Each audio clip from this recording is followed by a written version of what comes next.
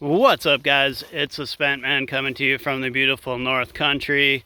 Today we're checking in on the cornfield, and I want to show some of the intersown crops, some of the crops that we have planted, and then a little time after intersown with cover crops in the summertime. But first I want to show you this cornfield. Check it out. And I had some rye cover crop from last fall that I knocked down right before I planted in the corn. And as you can see out in the field, it worked pretty good because it's dried out in there. And yeah, it seems to be doing good. And the point of that is to suppress weeds, give us some ground cover. And so it seems like it worked out pretty good. And right here, we can see the corn is popping up and germinating all down the line too. So I planted my corn a little later this year than I usually do because it was cold out, and now my corn germinated about 3 or 4 days after I planted it. So it was timed really good. So if I had planted a week before like I usually do, chances are the seed would have just been sitting in the ground, and that gives a lot more time for the pests to get after them when they're in the ground and starting to germinate and taking more time to come up above the soil. And right there you can see I have, you can do a little target practice for pest control too. So I left my trusty little T-post target up there if too many songbirds get in, because the crows, it seems that I have like a little truce in my crow war where after years they figure out, oh, this guy really doesn't want me where the corn is, or maybe where the fishing line is, and they don't like being around fishing line. And so the crows don't even really mess with the corn much anymore. But right here in this windrow, the songbirds will hang out, and if there's nothing keeping them out of the field, they'll just hang out there and dive right in there and pick off the corn all day. And that it's kind of dependent on how many red-winged blackbirds and how many grackles and different types of songbirds choose to live here during the summer and their migration. So there we go. That's the cornfield. I just wanted to show how that cover crop worked out, knocking it down a few days before planting, and then disking it in and getting it chopped up right, and then planting into it worked out. So yeah, buddy. Anyway, we'll go show the winter squash field where we have some intersown buckwheat in there, and that worked out pretty good too this year. And we'll check out this field.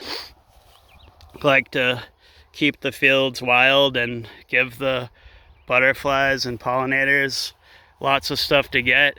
And even though it's an off year for perennials like apples and peaches and stuff, the field is looking really good. There's lots of hairy vetch in there, lots of cleavers, there's some buttercups, and we also have a lot of clover, a lot of different types of clover, red, purple, white,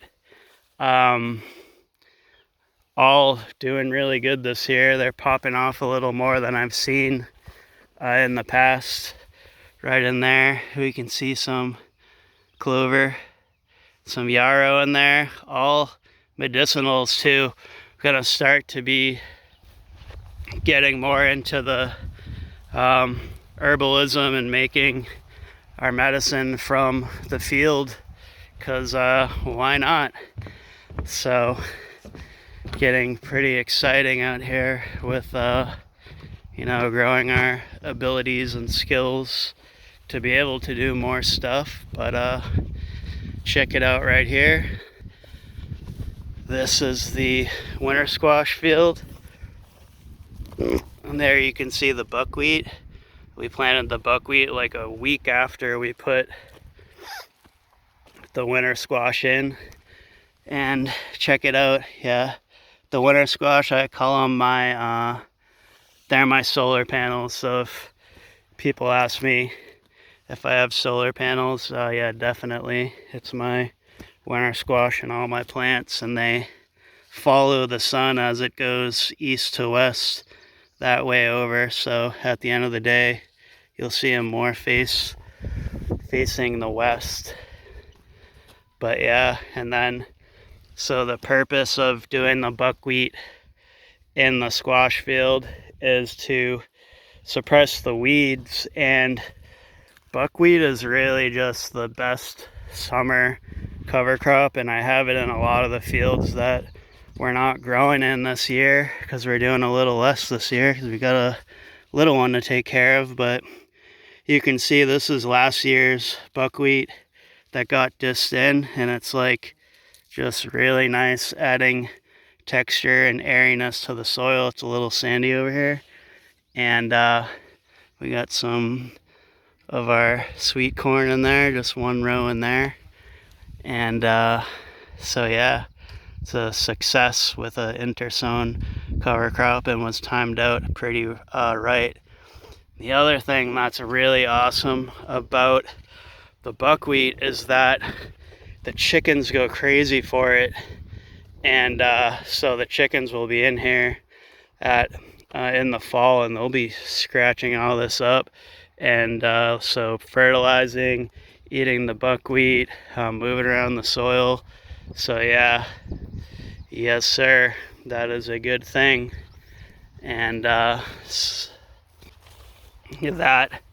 is it for right now, guys. It's about midsummer. Just checking in on a few things have started to shape up. It's been a cool spring, so, and we're not really trying to race the tides here, so just doing it at the right pace, and yeah, keeping our field pollinator friendly. You can see there's a ton of milkweed over here, and I just saw my first monarch today, so it looks like the monarchs weren't scared off by the blue-haired peoples at the No King riots. So they're gonna come up here, and right when all these milkweeds open up, hopefully we'll have plenty of monarchs. So check out that milkweed stand right there.